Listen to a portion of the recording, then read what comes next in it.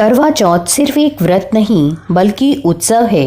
यही वजह है कि पहले कुछ जगह तक सीमित रहने वाला यह व्रत अब देश भर में धूमधाम से मनाया जाता है। यूँ तो हिंदू धर्म में सुहागिन महिलाओं के लिए ढेर सारे व्रत हैं, लेकिन करवा चौथ का विशेष महत्व है। इस दिन महिलाएं दिन भर भूखी प्यासी रहकर अपने पति की लंबी उम्र की कामना करती हैं। इस दिन पूरे विधि विधान से माता पार्वती और भगवान गणेश की पूजा अर्चना करने के बाद करवा चौथ की कथा सुनी जाती है। फिर रात के समय चंद्रमा को अर्घ्य देने के बाद ही यह व्रत संपन्न होता है। मान्यता है कि करवा चौथ का व्रत रखने से अखंड सौभाग्य का वरदान मिलता है। हर साल की तरह इस बार भी करवा चौथ की तैयारियां शुरू हो चुकी हैं। इस बार करवा चौथ 4 नवंबर को है। करवा चौथ की पूजा का शुभ मुहूर्त 4 नवंबर की शाम 5:29 से शुरू हो जाएगा। यह शाम 6:48 तक रहेगा। चंद्रोदय शाम 7:57 पर होगा। करवा चौथ की पूजन सामग्री में मिट्टी का टोटीदार करवा व ढक्कन, पानी का लोटा, गंगाजल, दीपक, रुई, अगरबत्ती, चंदन, कुमकुम, रोली, अक्षत, फूल, कच्चा दूध, दही, देसी घी, शहद, चीनी, हल्दी, चावल, मिठाई, चीनी का बूरा, मेहंदी, महावर, सिंदूर, कंघा, बिंदी, चुनरी, चूड़ी, बिछुआ, गौरी बनाने के लिए पीली मिट्टी, लकड़ी का आसन, छलनी, 8 पूड़ियों की अठावरी, हलवा और दक्षिणा के पैसे शामिल हैं। करवा चौथ के व्रत की कथा बहुत समय पहले की बात है। एक साहूकार के 7 बेटे और उनकी एक बहन करवा थी। सभी सातों भाई अपनी बहन से बहुत प्यार करते थे, यहाँ तक कि वे पहले उसे खाना खिलाते और बाद में स्वयं खाते थे। एक बार उनकी बहन ससुराल से मायके आई हुई थी। शाम को भाई जब अपना व्यापार व्यवसाय बंद कर घर आए तो देखा उनकी बहन बहुत व्याकुल थी। सभी भाई खाना खाने बैठे और अपनी बहन से भी खाने का आग्रह करने लगे, लेकिन बहन ने बताया कि उसका आज करवा चौथ का निर्जल व्रत है और वह खाना सिर्फ चंद्रमा को देखकर उसे अर्घ्य देकर ही खा सकती है। चूंकि चंद्रमा अभी तक नहीं निकला है, इसलिए वह भूख प्यास से व्याकुल हो उठी है। सबसे छोटे भाई को अपनी बहन की हालत देखी नहीं जाती और वह दूर पीपल के पेड़ पर एक दीपक जलाकर छलनी की ओट में रख देता है। दूर से देखने पर वह ऐसा प्रतीत होता है कि जैसे चतुर्थी का चांद उदित हो रहा हो। इसके बाद भाई अपनी बहन को बताता है कि चांद निकल आया है, तुम उसे अर्घ्य देने के बाद भोजन कर सकती हो।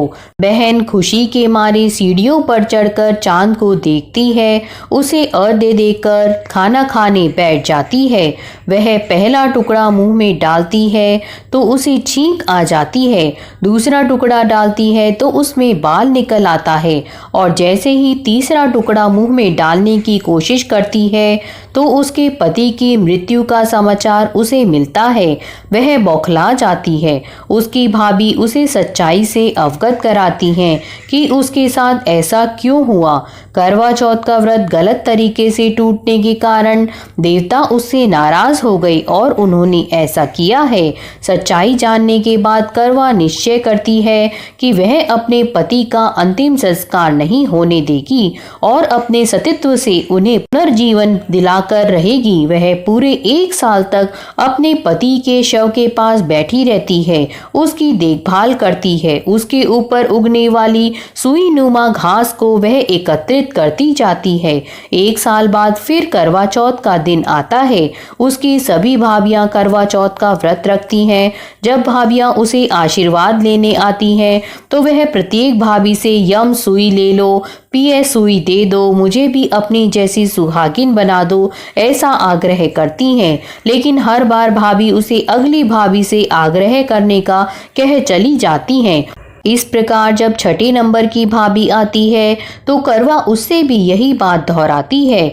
यह भाभी उसे बताती है कि चूंकि सबसे छोटे भाई की वजह से उसका व्रत टूटा था, अतः उसकी पत्नी में ही शक्ति है कि वह तुम्हारे पति को दोबारा जीवित कर सकती है। इसलिए जब वह आए तुम उसे पकड़ लेना और जब तक तुम्हारे पति को जिंदा ना कर दे उसे नहीं छोड़ना। ऐसा कहकर वह चली जाती है। सबसे अंत में छोटी भाभी आती है।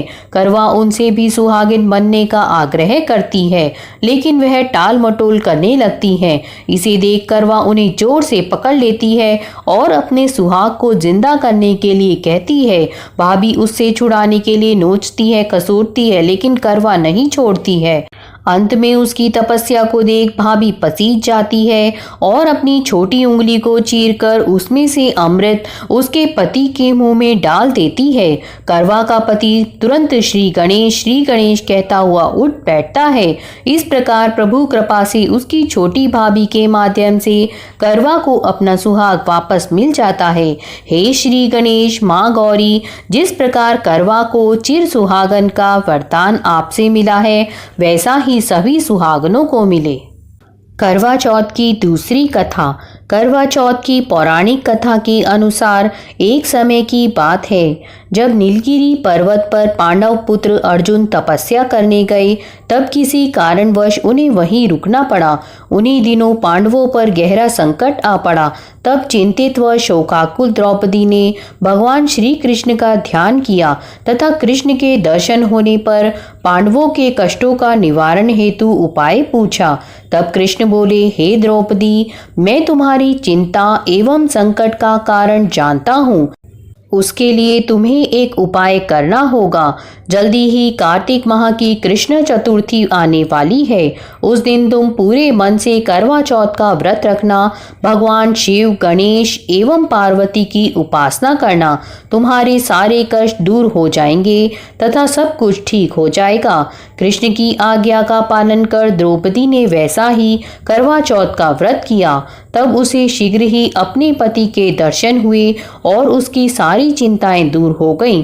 जब मां पार्वती द्वारा भगवान शिव से पति की दीर्घायु एवं सुख संपत्ति की कामना की विधि पूछी, तब शिव ने करवा चौथ व्रत रखने की कथा सुनाई थी। करवा चौथ का व्रत करने के लिए श्री कृष्ण ने द्रौपदी को निम्न कथा का उल्लेख किया था। पुराणों के अनुसार करवा नाम की एक पतिव्रता धोबिन अपने पति के साथ तुंगभद्रा नदी के किनारे स्थित गांव में रहती थी। उसका पति बूढ़ा और निर्बल था। एक दिन जब वह नदी के किनारे कपड़े धो रहा था, तभी अचानक एक मगरमच्छ वहां आया और धोबी के पैर अपने दांतों में दबाकर यमलोक की ओर ले जाने लगा। वृद्ध पति यह देख घबराया और जब उससे कुछ कहते नहीं बना तो वह करवा करवा कहकर अपनी पत्नी को पुकारने लगा। पति की पुकार सुनकर धोबिन करवा वहां पहुंची तो मगरमच्छ उसके पति को यमलोक पहुंचाने ही वाला था। तब करवा ने मगर को कच्चे धागे से बांध दिया और मगरमच्छ को लेकर यमराज के द्वार पहुंची। उसने यमराज से अपने पति की रक्षा करने की गुहार लगाई और साथ ही यह भी कहा कि मगरमच्छ को उसके इस कार्य के लिए कठिन से कठिन दंड देने का आग्रह किया और बोली, हे भगवान, मगरमच्छ ने मेरे पति के पैर पकड़ लिए हैं। आप मगरमच्छ को इस अपराध के दंड स्वरूप नरक भेज दें। करवा की पुकार सुन यमराज ने कहा, अभी मगर की आयु शेष है, मैं उसे अभी यमलोक नहीं भेज सकता। इस पर करवा ने कहा, अगर आपने मेरे पति को बचाने में मेरी सहायता नहीं की तो मैं आपको श्राप दूंगी और नष्ट कर दूंगी। करवा का साहस देख यमराज भी डर गए और मगर को यमपुरी भेज दिया। साथ ही करवा के पति को दीर्घायु होने का वरदान दिया। तब से कार्तिक कृष्ण की चतुर्थी को करवा चौथ का व्रत प्रचलन में आया, जिसे इस आधुनिक युग में भी महिलाएं अपनी पूरी भक्ति और श्रद्धा भाव के साथ करती हैं और भगवान से अपने पति की लंबी उम्र की कामना करती हैं।